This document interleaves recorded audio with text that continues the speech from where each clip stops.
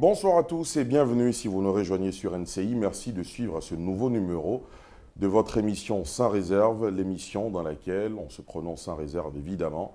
Ce soir, notre invité est docteur ingénieur en génie civil. Il est membre du gouvernement ivoirien depuis 2017 et depuis 2018, il occupe la fonction de ministre de l'équipement et de l'entretien routier. Il nous fait l'honneur de nous recevoir dans ce bureau aujourd'hui pour ce numéro de Sans Réserve.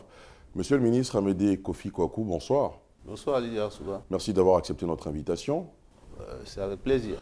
En ce moment, votre agenda ne doit pas être de tout repos quand on sait tout ce qu'il y a eu comme polémique autour des péages récemment ici à Abidjan.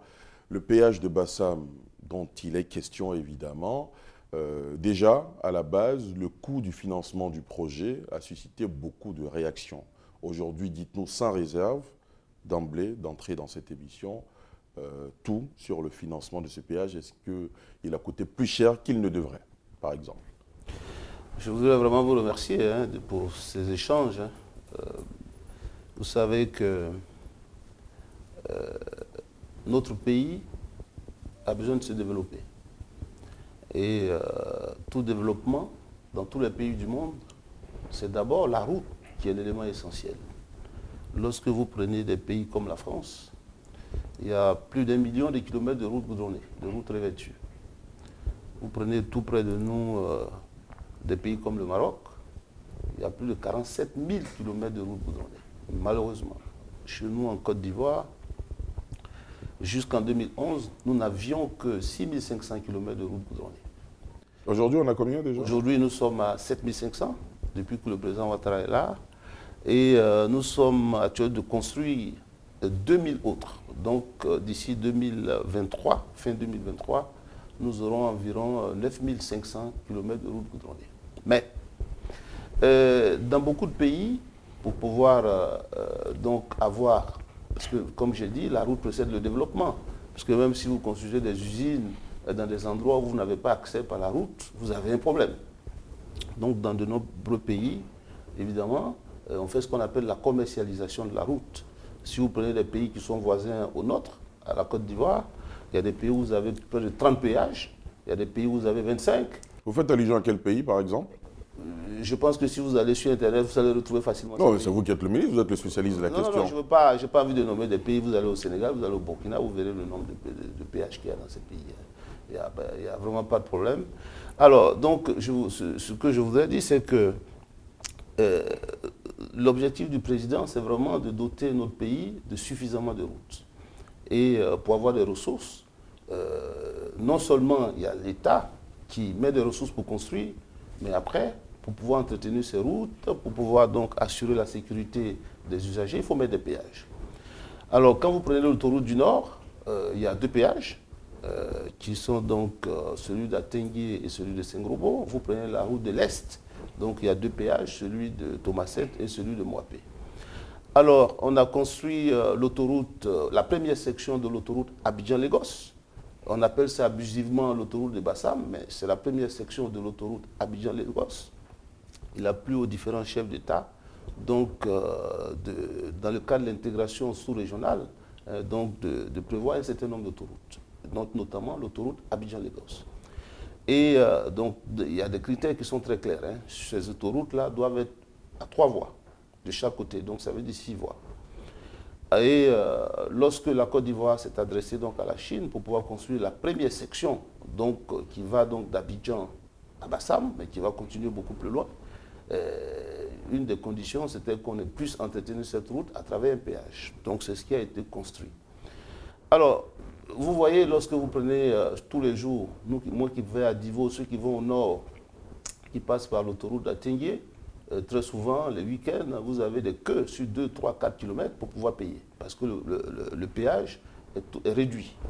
Alors, sur cette autoroute internationale, donc Abidjan-Lagos, nous avons donc 16 voies, donc 8 voies de chaque côté, et qui permet donc de fluidifier entièrement donc, le trafic pour tous ceux qui vont passer donc, sur cette voie.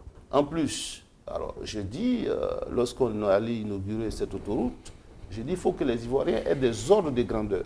Parce que C'est-à-dire zone de grandeur. les ordres de grandeur. Alors, quand on veut construire une route nationale, une route normale, je pense que je le dis, hein, nous avons donc les routes qui coûtent les moins chères au monde, hein, je veux dire à qualité égale. Donc vous prenez une route nationale, c'est autour de entre 750 millions et 1 milliard, un peu plus d'1 milliard de kilomètres. Lorsque vous êtes dans des zones montagneuses où il faut faire faut déroquer, ainsi de suite, c'est-à-dire il y a des cailloux là, qu'il faut casser. Si vous construisez une autoroute, 1 kilomètre d'autoroute aujourd'hui c'est estimé à 2 milliards de francs CFA. Donc vous voyez, c'est pour ça que je dis... Dans une zone difficile ou dans moyenne, une zone normale? Ça, c'est en moyenne, d'accord. Mais si vous allez dans des zones difficiles, ça va coûter un peu plus Un cher. peu plus. Alors, si on prend l'autoroute de Bassam, donc je dis, pour éviter les engorgements que nous avons sur les autres péages, il a fallu faire un péage beaucoup plus grand. Ici, si vous allez sur le 3e pont, pour pouvoir donc stocker les véhicules, les endroits de stockage où on élargit, vous avez 160 mètres. Là-bas, sur l'autoroute de Bassam, vous avez 500 mètres de chaque côté. Sur du poste, c'est comme si de chaque côté, on avait fait 2 km d'autoroute. Donc le péage est plus important que celui du 3e pont? En termes de zone de stockage, c'est-à-dire que quand vous arrivez, la zone où les véhicules se mettent avant de passer, là-bas nous avons 500 mètres et ici nous avons 160 mètres. Donc si vous prenez de chaque côté, c'est comme si on construisait 2 km d'autoroute. Donc simplement, les zones de stockage des véhicules avant de rentrer, là c'est comme si on a fait 4 km d'autoroute. Donc vous multipliez par 2 milliards, simplement la plateforme, vous êtes autour de 8 milliards de francs CFA de construction de la plateforme. En plus, parce que quand vous êtes sur une autoroute à péage, il faut qu'on assure votre sécurité. Donc on a construit un poste de gendarmerie, on a construit un poste de sapeur-pompier, on a construit la direction de la commercialisation de la route, on a le réfectoire, et le dortoir et le réfectoire des travailleurs. On a construit là-bas le centre de contrôle de tous les péages de la Côte d'Ivoire. En plus, vous savez que le péage a été construit après qu'on ait réalisé la route. Tous ceux qui vont à Bassam, ou bien qui vont plus loin, lorsqu'ils prenaient cette autoroute, à un moment donné, il y a eu une déviation. Oui, on l'a tous pratiqué. Cette déviation, évidemment, il fallait la construire. Mais quand vous construisez une déviation et que vous voulez calculer le coût de construction de l'autoroute, vous êtes obligé de mettre le prix de la déviation. Il y avait des canalisations d'eau qui passaient. Ça veut dire quoi le prix de la déviation? Alors, vous construisez une route où les gens vont passer pendant que vous êtes en train de construire votre péage. Mais cette route, vous l'habituez. Ah oui, d'accord, bien sûr. Alors, donc, cette route a un coût. Mais ce coût-là, vous l'estimez comment? Vous êtes obligé de Peut-être qu'il y a un problème de communication aussi à cette époque. Je pense peut-être qu'il y a... Mais nous, les techniciens... De clarification aussi. Nous, les techniciens, nous comprenons. Le peuple de Côte d'Ivoire, dans le peuple, il n'y a pas de techniciens, il n'y a pas beaucoup de techniciens. Si j'ai accepté de répondre à vos questions, c'est bien pour cela. Hein. Donc vous êtes en train de nous dire que ça n'a pas été cher payé? Ah non, pas du tout. J'ai un pays à côté de nous, vous pouvez aller sur Internet, un pays voisin à nous, ils ont construit un poste de péage où la moitié de ce que nous avons, qui a coûté 14 milliards. Vous allez sur Internet, vous allez retrouver tout de suite. Donc c'est pour dire que le coût de construction du péage est un coût qui est raisonnable pour nous, dans nos ordres de grandeur que nous avons. Donc nous n'avons pas de problème sur ce point-là. Alors, mais ce que je voudrais dire, c'est qu'il faudrait que les populations comprennent toute la vision du président Alassane Ouattara. Tout notre pays est en chantier. J'ai dit, dans des pays voisins, dans des pays où vous avez 25 postes de péage, dans des pays où vous en avez 30. En Côte d'Ivoire, nous n'avons que 5. 2 sur l'autoroute du Nord, 2 sur la route de l'Est, et puis celui de Bassam. Il y a une question qui est revenue dernièrement. On se dit justement, il y en a sur la route de l'Est, sur l'autoroute du Nord, qui est un peu plus tôt dans la zone vers le sud et un peu vers le centre, mais il n'y en a pas du tout dans le Nord. Non, il va en avoir. Il n'y en a pas dans l'Ouest. Non, il va en avoir. Aujourd'hui, parce que vous ne pouvez mettre que des péages sur les routes que vous avez réhabilitées ou des routes nouvellement construites. Moi, je suis de Divo. Entre Tia-Salé et Divo, 60 km, on mettait 2 heures. Je dis bien sûr 60 km, on mettait 2 heures. Aujourd'hui, en 30 minutes, vous parcourez les 60 km. Mais cette route a été réhabilitée. Il y aura un péage là-bas aussi? Évidemment qu'il y aura un péage. Nous sommes en train de réhabiliter la côtière. La côtière, c'est Abidjan-San Pedro, c'est 350 km. Normalement, si vous roulez en moyenne à 100 km/h, au bout de 3h30, vous êtes à San Pedro. Mais la route étant dégradée, on mettait 10 heures de temps. Le président a souhaité qu'on réhabilite cette route. Les travaux sont en cours pour environ 330 milliards de francs CFA. Mais une fois qu'on a fini de construire cette autoroute, c'est les populations elles-mêmes Parce que quand vous mettez 10 heures, vous dites même s'il faut que je paye quelque chose pour que la route soit entretenue, pour que je ne me retrouve pas dans cette même situation, donc quand on va finir, il va y avoir des péages. Très bien. Je n'ai pas fini. Terminé. On vient de finir la réhabilitation de la route de Boaké jusqu'à Affaire-Kessédougou, financée par l'AFD. Mais là, il va y avoir des postes de péage. On a parlé en long sur, évidemment, la construction du péage de Bassam. Mais il y a aussi une question qui suscite beaucoup d'interrogations, beaucoup d'inquiétudes, d'anxiété même chez certains de nos concitoyens. C'est bien sûr la question du coût du péage. On estime que 1000 francs CFA pour les véhicules légers à l'aller, 1000 francs CFA au retour. Il y a beaucoup de citoyens qui se sont exprimés, notamment sur les réseaux sociaux, en évoquant par exemple le cas d'un citoyen lambda qui vit à Bonois, qui travaille à Abidjan, qui devrait débourser par mois 60 000 francs CFA, ce qui représente quand même le SMIC. Est-ce qu'il ne faut pas revoir le tarif de ce côté-là à la baisse? Parce qu'il n'y a pas que ceux qui emploient cette voie pour aller à Lagos ou à Accra. Alors, je voudrais que les populations comprennent. Ce n'est pas une autoroute pour aller à Bassam. C'est l'autoroute Abidjan-Lagos. Donc aujourd'hui, tous ceux qui vont, quand vous prenez la route de l'Est, vous payez à Thomaset, mais quelqu'un qui va à Zaguié, puis il est quoi, à 20 km, mais il paye le même tarif que celui qui va à Zopé. Donc il faut que les populations comprennent que si on veut cette route qui va qui passe par Bonois jusqu'à Samuel était complètement dégradée. Le président a fait des efforts pour que cette route soit réhabilitée. Donc nous, cette autoroute, c'est la première section de l'autoroute Abidjan-Lagos. Ce n'est pas l'autoroute qui va à Bassam. Ça, il faut que les populations le comprennent. Mais en plus, vous voyez que le président fait beaucoup de social pour permettre aux populations de Bassam d'arriver sur Abidjan. Le président a souhaité qu'on réhabilite l'ancienne route. Elle a été entièrement réhabilitée. Il y a même des bus tout neufs qui ont été mis pour permettre aux populations qui habitent Bassam de venir sur Abidjan. Mais vous posez une question intéressante sur le coût du péage, quelqu'un qui va payer 60 000. Mais vous savez combien de personnes qui sont recrutées sur l'ensemble des péages, les 5 péages? C'est environ 600 de nos concitoyens qui travaillent sur ces péages-là. Et sur ces 600 personnes, il y a 80% de femmes qui travaillent. Et c'est important. Le président souhaite qu'on fasse de la place aux femmes. Et sur ces postes de péage, vraiment beaucoup de femmes, beaucoup de nos concitoyens travaillent.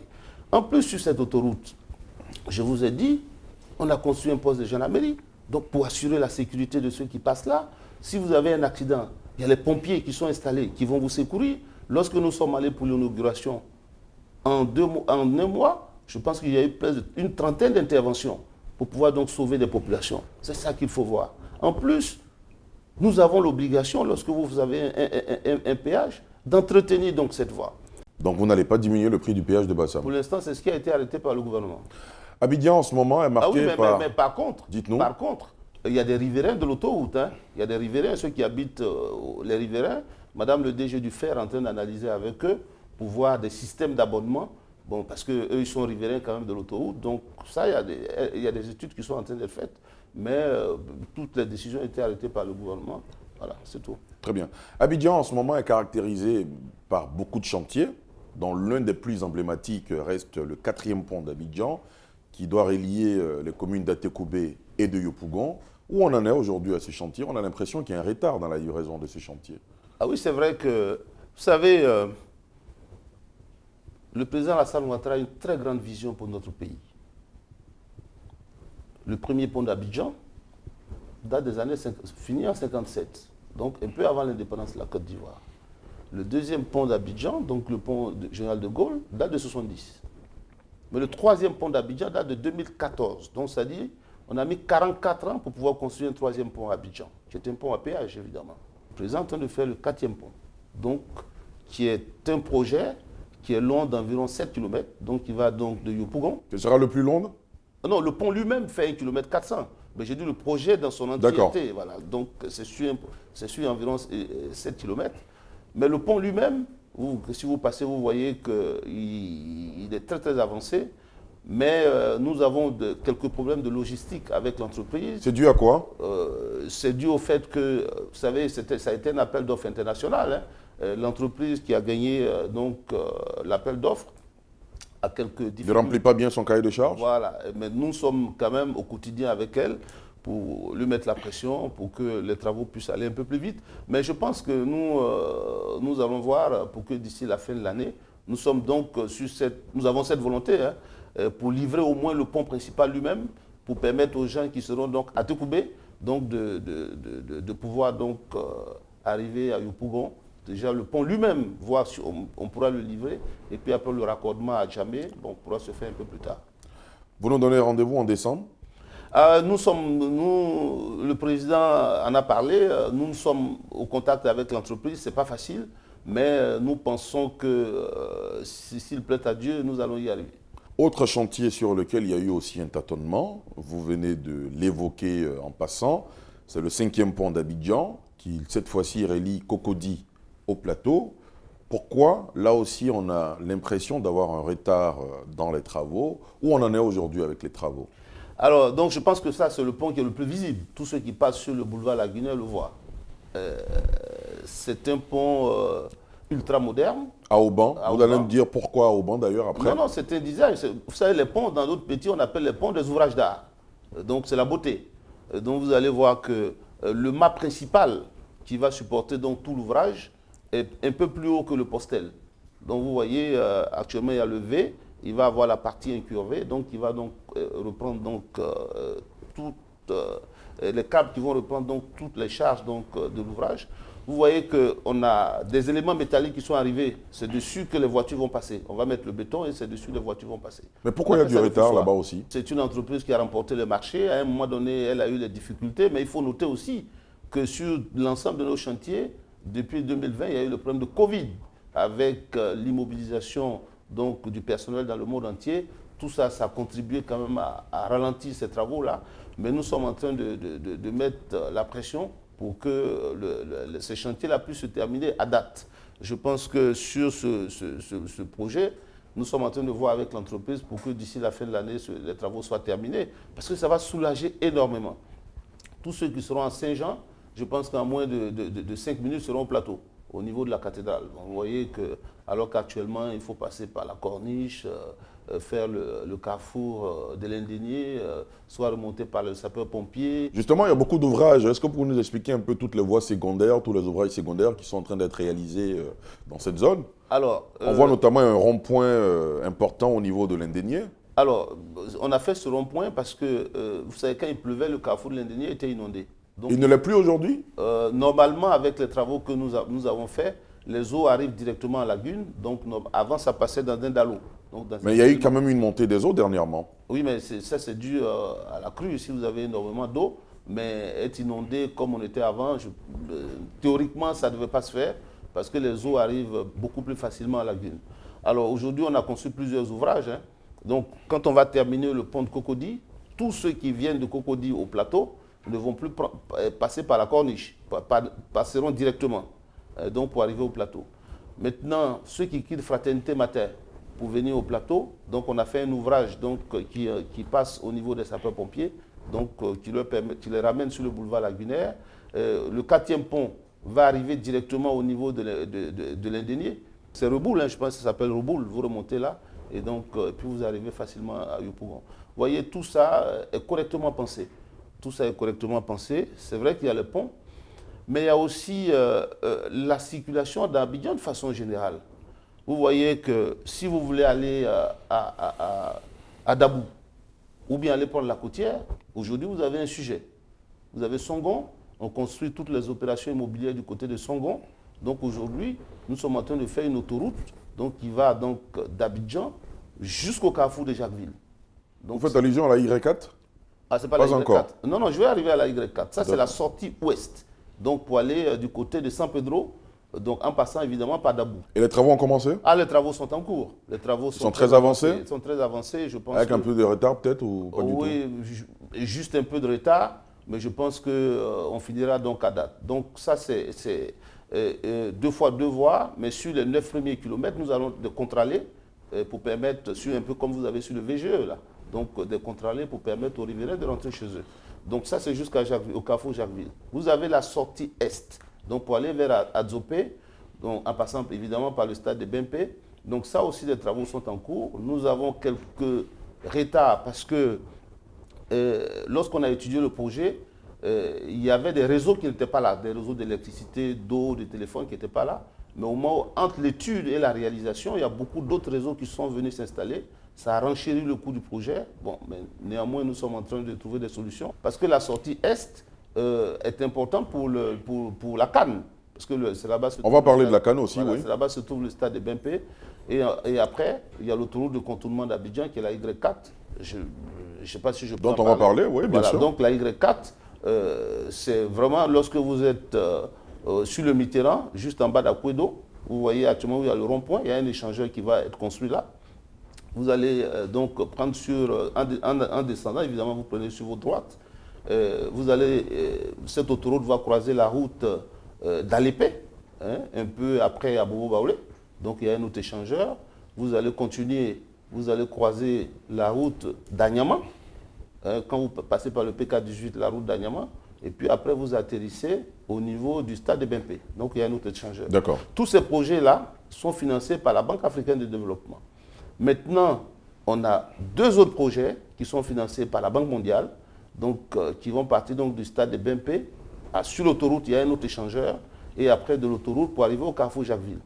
Mais au niveau de la ville d'Abidjan, il y a quand même quelques projets que nous avons... Sur lesquels on va revenir tout à l'heure, monsieur le revenir. ministre. Je vous propose déjà qu'on s'accorde sur ce récapitulatif. Oui. Vous nous donnez rendez-vous en fin 2022 pour le 4e pont d'Abidjan. Si. Vous nous donnez rendez-vous en fin 2022 pour le 5e pont d'Abidjan. En croisant les doigts, parce que nous mettons toute la pression nécessaire qu'il faut aux entreprises pour qu'elles puissent respecter les calendriers qu'elles nous ont donnés. D'accord. La route de l'Est et la route de l'Ouest dont vous venez de parler, vous n'avez pas donné d'échéance Oui, mais pour la fin des travaux. Normalement, nous sommes en train de mettre la pression pour que les entreprises finissent à date, hein, à bonne date. C'est-à-dire que là, le gros problème que nous avions, ce sont des problèmes de déplacement des réseaux. Parce qu'il y a eu beaucoup de réseaux qui sont venus après. Ça fait qu'il y a des budgets complémentaires qu'il faut trouver pour pouvoir donc déplacer ces réseaux-là. Ensuite, il y a des personnes impactées par le projet qu'il faut dédommager. Bon, donc, l'un dans l'autre, mais c'est le problème-là, M. le Premier ministre, lors de sa dernière visite, a analysé ce dossier et je pense que ça avance bien. Alors, au niveau d'Abidjan, de l'intérieur d'Abidjan, il y a deux autres projets importants. Lesquels? Vous voyez que lorsque vous quittez l'aéroport et que vous rentrez, au niveau d'Akwaba, Oui. au niveau d'Akwaba, vous voyez tout l'engorgement qu'il y a. Donc, il y a un échangeur qui va être construit là, exactement. Donc, bientôt, les travaux vont démarrer. Je pense d'ici 2-3 mois, vous allez voir que les travaux vont commencer. Pour durer combien de temps? Je pense que c'est environ 2 ans. Hein. 24 mois 24 mois environ. Mais je vous donnerai la Très date bien. précise. Ensuite, quand vous arrivez au niveau de Solibra, on a déjà la première phase la de première l'échangeur phase, de Solibra qui a été en La deuxième phase est cours. en construction parce qu'aujourd'hui, on circule sur cette autoroute en sens inverse. Donc la branche que nous sommes en train de construire, lorsque vous quittez l'aéroport pour aller vers Trècheville, vous allez passer beaucoup plus haut que les deux voies qui sont là. Donc vous voyez tout l'échafaudage qui a été fait. C'est un projet, ça c'est un don du gouvernement donc, japonais.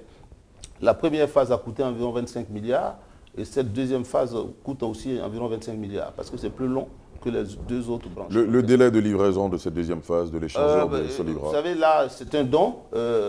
C'était 30 mois le délai de réalisation des travaux, tout comme la première phase. Vous avez parlé de beaucoup de projets, mais il y en a un qui est dans l'esprit des Ivoiriens, c'est la voie de contournement ou encore la ceinture d'Abidjan, la fameuse Y4, qui est devenue finalement un argument commercial pour beaucoup de promoteurs immobiliers et beaucoup de personnes dans d'autres secteurs d'activité. On en parle, mais on ne sait pas où on en est le projet. Mais tout à l'heure, c'est ce que j'ai dit. J'ai dit, je vous ai décrit les différentes Les travaux sections. ont commencé.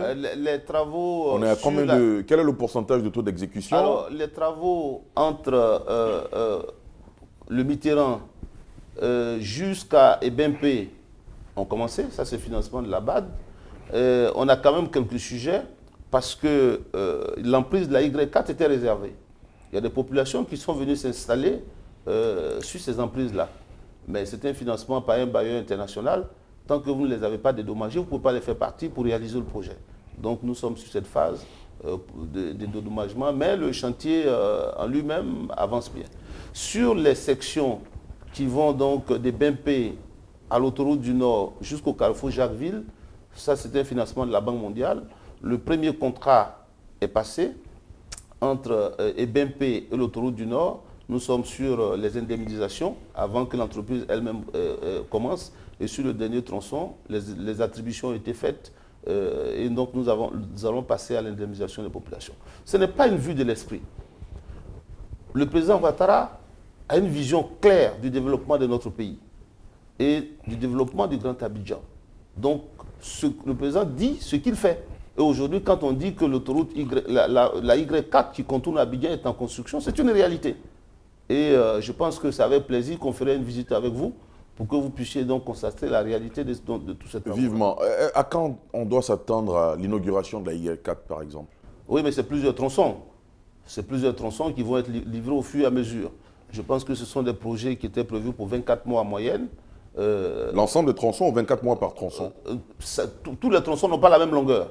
Par exemple, si vous prenez le prolongement de la Tri, qui n'est pas très long, je pense que c'est le moins cher, hein, il était autour de 15 milliards. Autour de 15 milliards. Vous prenez la sortie ouest, c'est autour de 51 milliards. La sortie est autour de 48 milliards. Bon, donc les projets l'un dans l'autre se tiennent à peu près. Mais nous faisons quand même un suivi, mais je dis, il y a quand même, comme ce sont des projets qui sont financés par des bailleurs, il y a des conditions préalables de dédommagement des populations. Donc c'est ça qui nous pose quelques problèmes. Mais l'un dans l'autre, nous faisons quand même un suivi régulier pour que ces travaux puissent être livrés à date.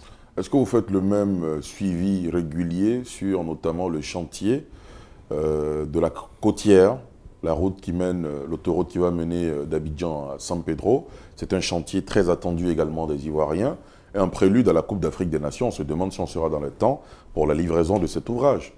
Ah oui, c'est vrai que, comme je l'ai dit à l'entame de mon propos, hein, la côtière, c'est autour de 350 km. Hein. Les travaux ont commencé avec 3 entreprises. La première entreprise, c'est entre Dabou et Grand Laou. La seconde, entre Grand Laou et Fresco. Et la troisième, entre Fresco, San Pedro et San Pedro Bérébi. Parce que, vous savez, avec la baie des Sirènes, les hôtels qu'il y a à Bérébi, donc il y a certaines... Un fort potentiel hôtelier, voilà, touristique. Voilà, donc la réhabilitation va jusqu'à Grand Bérébi dans un premier temps, mais il est entendu que de Grand Bérébi Tabou, des petites réhabilitations vont être faites en attendant le renforcement du tronçon à lui-même. Mais pour en revenir, c'est M. le Premier ministre lui-même qui allait lancer les travaux. Nous faisons aussi un suivi pour que ces travaux-là puissent être livrés à bonne date. Sur le tronçon... On les aura avant la CAN? Ah bien sûr, ça je peux vous rassurer que ce sera terminé avant. Pour l'instant, à l'instant où je vous parle, entre San Pedro et Fresco, les travaux avancent très très bien.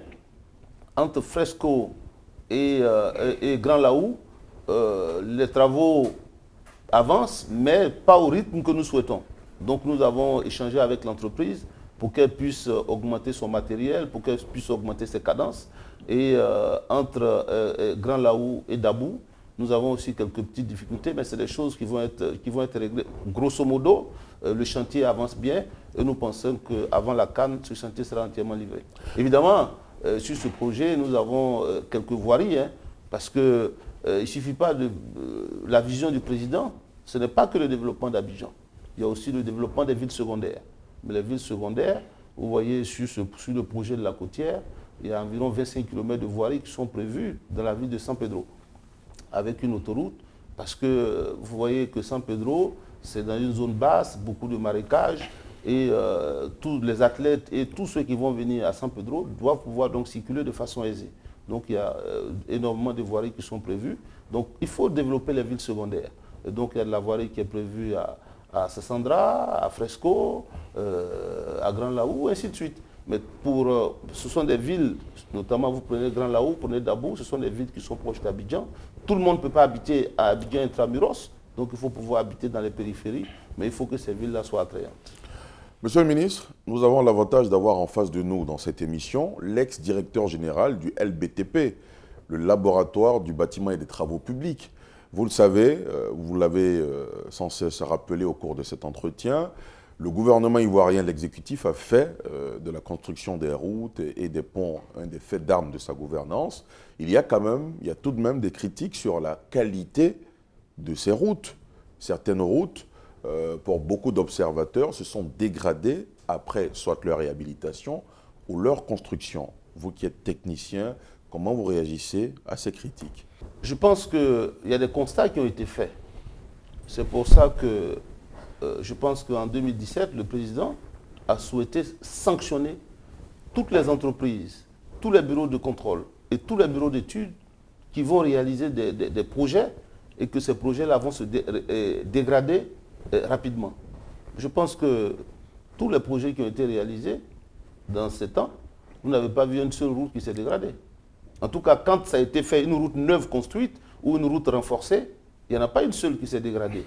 Récemment, il y a eu une fois une polémique sur la route de Toumoudi-Oumé. C'est cela. Ce n'est pas un renforcement. Pour faire un renforcement, vous prenez le renforcement de la côtière, nous sommes un peu plus de 600 millions de kilomètres. Là-bas, on a fait quelque chose comme 200 millions de kilomètres. Donc vous voyez, on a voulu essayer quelque chose, dire, bon, l'État n'a pas beaucoup de ressources, on a beaucoup d'anciennes routes qui sont dégradées, il faudrait qu'on fasse une expérience. Est-ce qu'en bouchant simplement le trou, en venant mettre un peu de bitume dessus, est-ce que ça peut tenir pendant combien de temps? Si ça peut tenir 5 ans, ça nous permet donc de rattraper un certain nombre de réseaux parce qu'on ne met pas beaucoup de ressources. C'est une expérience que nous avons faite qui n'a pas été concluante. Bon, donc on va attendre pour faire des renforcements donc, classiques. Non, je peux rassurer les Ivoiriens. Tous ceux, aujourd'hui, quand vous prenez tout le pays est en chantier.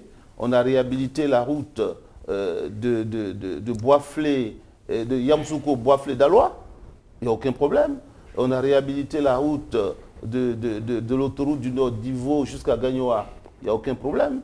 Il y a des routes, on a fait la route d'Abangourou jusqu'à Yiblekro. Il n'y a aucun problème.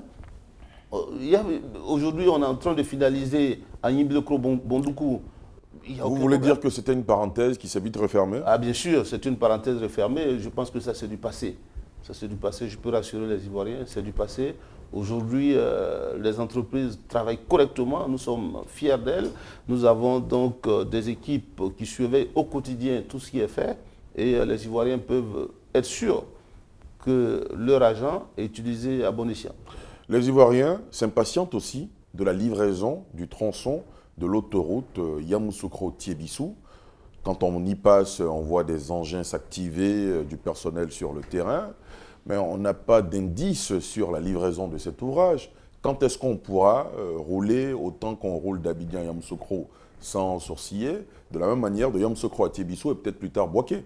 Aujourd'hui, on a fini de construire la section Yamoussoukro-Tiébissou. Terminé? C'est terminé à 98%. Pourquoi on ne livre pas si c'est terminé? On a un sujet, parce que la première section donc de Yamoussoukro jusqu'à Séman, ce n'est pas tout à fait une autoroute, c'est une voie rapide avec des éclairages. Donc on a eu un problème sur l'éclairage, on ne pouvait pas... Et puis au niveau de la signalisation verticale, parce qu'il y a les bandes blanches et puis il y a la signalisation verticale qui ne sont pas terminées. Mais il ne reste que ça. Mais ce n'est même pas ça l'essentiel. Même avec ça, on pouvait donc ouvrir l'autoroute. Vous voyez qu'on a fait de Yamoussoukro jusqu'à Tiébissou. Mais si vous arrivez à Tiébissou, vous êtes obligé de rentrer dans la ville de Tiébissou pour pouvoir ressortir pour prendre l'ancienne voie. Et là où on arrive à Tiébissou, il y a le camp. Donc, le second projet, Tiébissou-Bouaké, part donc de là où le tronçon Yamoussoukro-Tiébissou s'est arrêté. Donc, il y a des ouvrages à faire. Nous avons terminé les ouvrages, de sorte que lorsqu'on va ouvrir la première section de l'autoroute, vous allez croiser donc la route de Bouaké sans passer par la voie de Tiébissou. Vous allez ouvrir quand? Ça dépend de M. le Premier ministre. Je pense que nous serons prêts. Avant la fin de l'année? Ah ben bien sûr. Nous serons prêts, nous aurons fini le raccordement pour permettre donc d'aller croiser la route de Bouaké sans passer par Tiébissou. Nous serons prêts mi-juillet, mais je pense que nous avons proposé à M. le Premier ministre s'il pouvait faire l'ouverture de ce tronçon. Donc une partie, donc Yamoussoukro-Tiébissou et d'une partie de Tiébissou-Bouaké pour permettre à ce qu'on évite Bouaké, donc pour début septembre. Après, il y a le tronçon Tiébissou-Bouaké, qui lui fait environ 96 km. Alors, donc, vous ne rentrez plus dans la ville de Bouaké, vous continuez Boaké pour sortir à Bamoro. Donc quand vous arrivez à Boaké, vous allez croiser la route qui va donc à Sakassou, vous allez croiser la route qui va à Béoumi, et puis après vous allez croiser la route qui va à Diabo, donc il remonte sur Tenengwe. Donc pour quelqu'un qui veut aller à Mankono, il ne rentre plus dans la ville de Boaké, il prend l'autoroute, il sort par la route qui va à Diabo, il continue directement à Tenengwe, et vous vous raccordez un peu plus haut à Bamoro pour continuer sur le nord. Mais lorsque vous arrivez, à un moment donné, il y a une autoroute. Donc il y a l'autoroute de contournement qui continue, mais il y a une autoroute qui rentre dans Boaké pour se raccorder à l'ancienne voie qui rentre à Boaké. Pour tous ceux vont à Boaké, voient que cette autoroute aussi est en construction. Donc il y a le contournement. Il y a aussi une autoroute qui rentre dans Boaké pour traverser tout Boaké pour continuer pour aller se raccorder aussi du côté de Bamoro. Autre infrastructure, je pense que ce sera la dernière qu'on va évoquer dans cette émission, l'échangeur au rond-point de la mairie d'Abobo. Il est en cours de réalisation. Les populations consentent de grands sacrifices parce que c'est de longues files d'attente et des embouteillages monstres. Les travaux avancent comment? Quel est le taux de réalisation et à quand la livraison de cet ouvrage? Alors, vous savez, l'ouvrage au niveau du rond-point d'Abobo, c'est un tunnel. C'est-à-dire pour faire, soit on fait un échangeur, on passe en haut, ou on fait un tunnel, on passe en bas. Et là, l'ouvrage qui a été construit, donc c'est un tunnel, on passe en bas, et en haut, c'est une place, c'est un théâtre à ciel ouvert. Vous voyez, à Bobo, il y a beaucoup de monde, c'est un théâtre à ciel ouvert pour des manifestations, ainsi de suite. Mais lorsque vous faites un tunnel, il faut pouvoir évacuer toutes les eaux qui vont arriver dedans. Donc là, il a fallu faire une canalisation sous les maisons des gens sans qu'ils se rendent compte. Donc on a posé des canalisations avec un micro-tunnelier pour pouvoir, un peu comme si on passait dans un tunnel, hein, vous voyez le métro là. Mais là, on a fait cette canalisation avec un micro-tunnelier pour poser les canalisations, pour évacuer les eaux, en dehors du projet, sans qu'on dérange une seule personne. Mais nous demandons donc aux populations abidjanaises d'être un peu indulgentes, parce que ces projets que le président a initiés, c'est pour leur bonheur. Monsieur le ministre, je m'en voudrais de ne pas partager avec vous ce constat fait par beaucoup d'Ivoiriens. Dans des quartiers d'Abidjan, dans des communes, il est des fois, au sur des routes, il y a des petits nids de poules. On les laisse grandir, grossir et finalement, ils deviennent des trous d'une dimension importante. Qui a en charge la gestion, la prise en charge de ces réhabilitations-là et pourquoi cela n'est pas fait avec célérité pour éviter justement d'avoir des grands trous sur nos voies qui finalement nécessiteraient de grands budgets pour les réhabiliter? Il y a 3 types de routes dans une ville. Il y a ce qu'on appelle le réseau primaire, il y a ce qu'on appelle le réseau secondaire et il y a ce qu'on appelle le réseau tertiaire. Qu'est-ce qu'on appelle le réseau primaire? Lorsque vous prenez les grandes voies comme le boulevard Giscard d'Estaing, vous prenez le boulevard Lagunaire, ce sont des grandes voies qui permettent donc de rejoindre 2 grandes zones. Ensuite, vous avez donc des routes qui permettent d'atteindre des quartiers. Donc c'est ce qu'on appelle le réseau secondaire. Et à l'intérieur des quartiers, c'est ce qu'on appelle le réseau tertiaire. Si vous prenez dans Abidjan, il n'y a aucun trou sur les voies du réseau primaire. Vous prenez le boulevard Lagunaire. Avant le boulevard Lagunaire, il y a des couches de goudron neuves sur le Giscard d'Estaing, on l'a constaté il y a quelques jours. Donc sur les voies primaires, nous vous garantissons que dans Abidjan, intramuros, il n'y a aucun trou. Mais s'il y en a, comment on peut vous le signaler? Oui, mais au niveau de l'agence de gestion des routes, il y a une brigade qui est chargée donc, de sillonner le réseau donc, pour pouvoir, à terme, ce que nous allons faire, c'est de mettre un numéro vert pour que lorsqu'un citoyen constate un trou, on puisse donc signaler à l'AGEROUTE. Les voies secondaires? Non, les voies secondaires, il n'y a aucun problème. Aujourd'hui, ce que nous avons, ce sont les voies à l'intérieur des quartiers. Ce sont les voies à l'intérieur des quartiers. Et c'est votre responsabilité ou non? Normalement, si la décentralisation fonctionnait, ce n'était pas de notre responsabilité. Mais pour l'instant, l'AGEROUTE qui continue donc d'entretenir ces voies. Mais, évidemment, il faut partir de quelque part. Donc, d'abord, le réseau primaire a été traité. Nous avons fini de traiter le réseau secondaire. J'ai discuté avec le DG de l'AGEROUTE, qui est par exemple à Yopougon, en train d'essayer de rattraper un certain nombre de réseaux au niveau des quartiers. Mais tout ça, ça demande beaucoup d'argent. Je vous ai dit, 1 km de route neuve, c'est entre 750 millions et 1 milliard. L'autoroute, c'est 2 milliards. Donc, toutes ces voies dégradées, il faut énormément d'argent pour pouvoir donc réhabiliter toutes ces routes-là. Toutes nos populations ivoiriennes sont en attente de routes. C'est pour ça que je vous ai dit, à l'entame de mon propos, que d'ici 2023, il y a près de 2000 km de routes neuves qui vont être donc donner aux populations ivoiriennes sur l'ensemble du territoire national. C'est ça la grande vision du président Alassane Ouattara. Si vous partagez le constat de beaucoup d'Ivoiriens aussi, quand on prend des voies historiques de la Côte d'Ivoire qui ont été construites sous le règne de feu Félix Houphouët-Boigny, il y en a qui sont encore viables aujourd'hui. Exemple? Je ne peux pas vous donner d'exemple. Ah oui, non, mais moi, je partage avec vous. Non, vous ne partagez rien du tout. Ah, vous si. dites que vous empruntez des routes. Donnez-moi l'exemple. Non, monsieur le ministre, mais donc vous n'avez pas bien perçu ma question. Ah, j'ai bien perçu. Je dis beaucoup d'Ivoiriens estiment que les voies construites par feu Félix Houphouët-Boigny tiennent encore la route, même si pas mais laquelle? Donnez-nous un exemple. Non, mais moi je peux pas vous donner un exemple, c'est vous le spécialiste.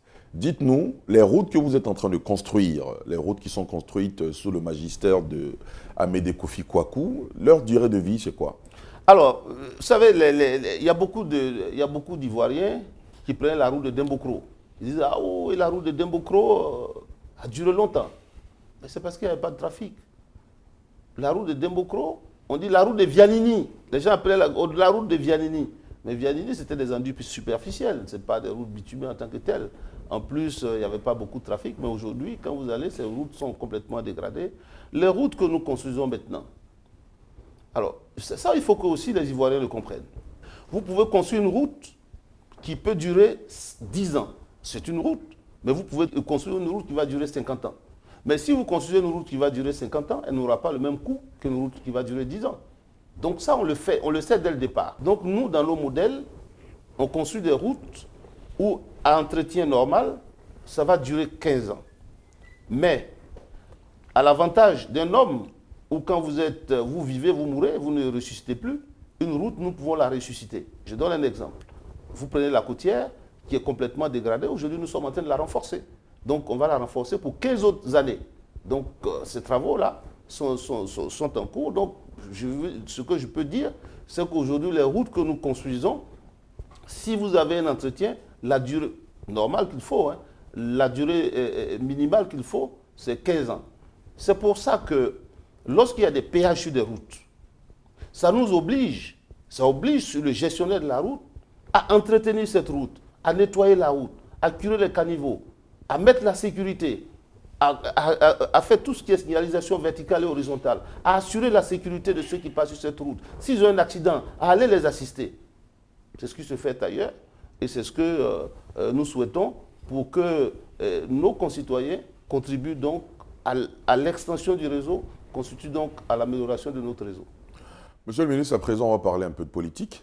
Je suis un technocrate, je ne suis pas un politicien. Technocrate avec une casquette de politique, oui, parce que vous êtes député de Divo. Oui, c'est cela.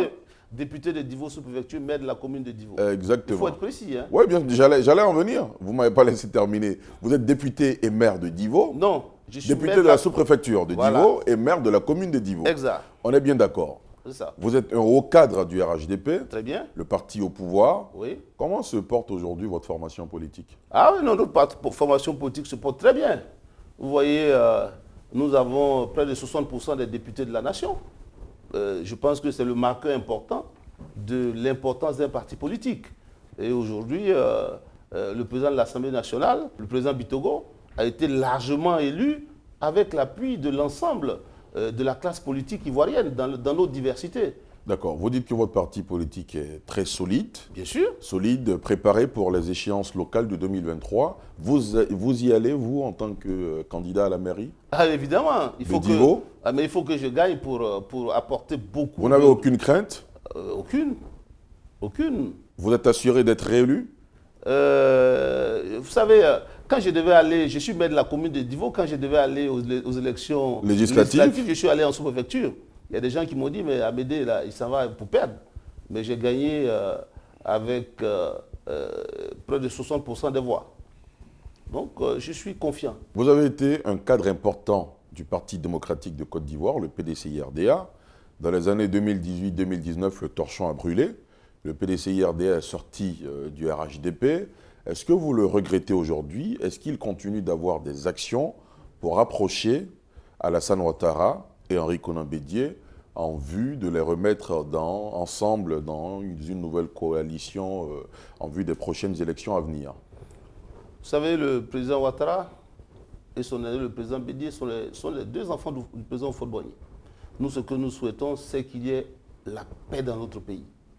Vous voyez, j'étais un cadre du PDCRDA, vous l'avez rappelé, mais je tiens à dire et à être clair que la personne qui a lancé l'idée du parti unifié, c'est le président Henri Konan Bédié lorsqu'il a lancé l'appel de Daoukou.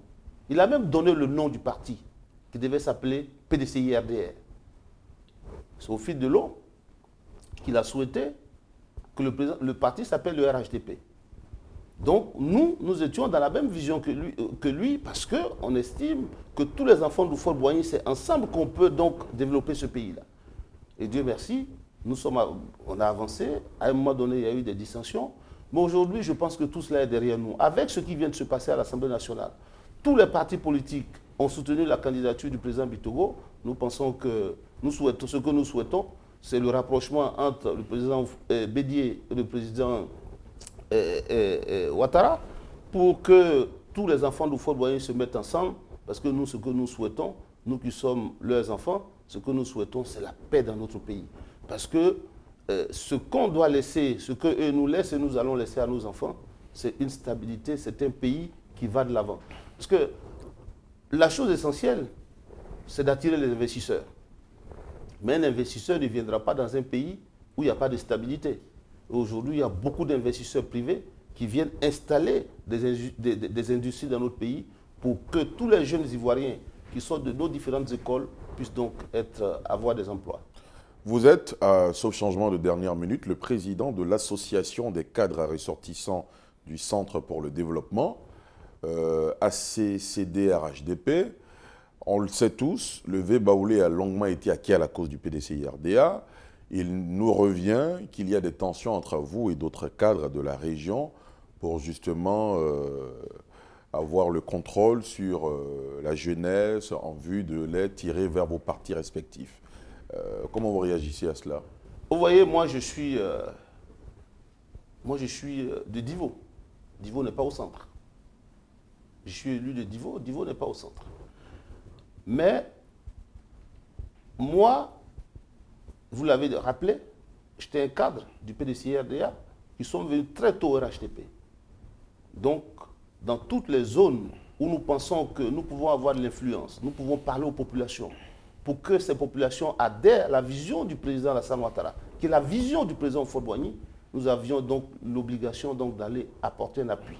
C'est pour ça que les cadres du centre, originaires du centre, m'ont donc opté pour être leur président. Je peux vous rassurer qu'il n'y a pas de dissension, il n'y a pas de division. Parce que nous avons un seul objectif, c'est d'aller remporter les élections pour le compte du RHDP.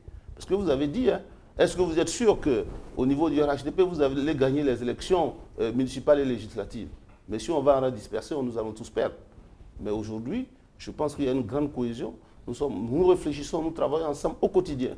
Donc pour que aux élections, moi chez moi à Divo, je pense que je n'ai pas de problème, mais il faut que j'aille apporter un appui à nos frères du centre pour que l'expérience que j'ai acquise au niveau donc du Lot-Guibois, je puisse mettre cette expérience à leur disposition pour que beaucoup de communes, beaucoup de régions puissent être donc acquises à la cause du RHDP. Dernière question de ce chapitre politique.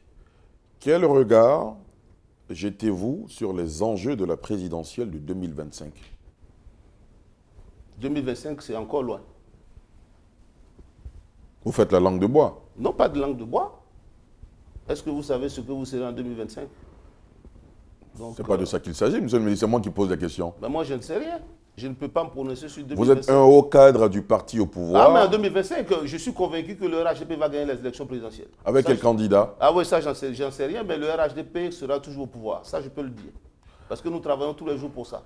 Amédée Kofi Kwakwa, est-ce que vous avez le sentiment d'avoir répondu à toutes nos questions sans réserve? Ah oui, mais c'est sans réserve que j'ai répondu à toutes vos questions. Vous voyez que moi, je suis un technocrate.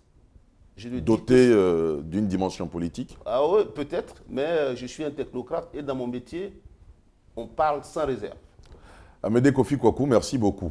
Merci Ali Derasouba. Excellente soirée. Merci à vous. C'est la fin de ce numéro de Sans Réserve. Merci de l'avoir suivi. Rendez-vous jeudi prochain pour un autre numéro. Merci beaucoup.